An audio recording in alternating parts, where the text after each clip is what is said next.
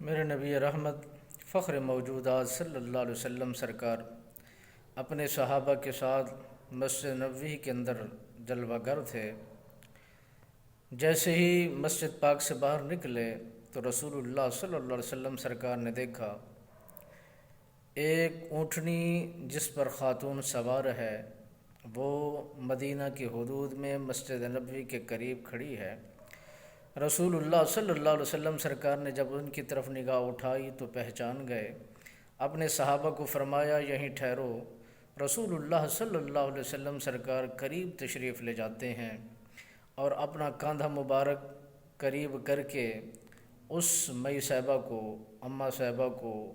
اپنے کاندھے پر بٹھا کر کے زمین پر لے آتے ہیں،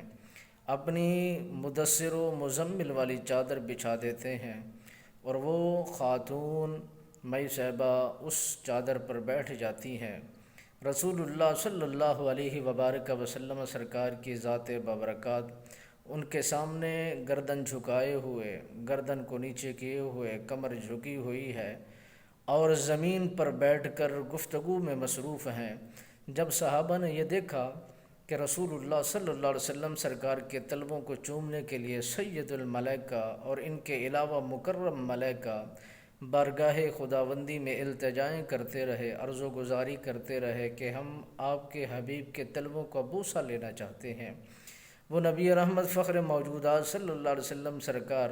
وہیں بیٹھ کر گفتگو سن رہے ہیں اور رسول اللہ صلی اللہ علیہ وسلم سرکار کے زلفوں میں وہ مئی صاحبہ، اماں صاحبہ ان کے بالوں میں اپنا ہاتھ بھی پھیر رہی ہیں اور پھر گلے سے لگا کر کبھی رخسار کا بوسہ بھی دیتی ہیں۔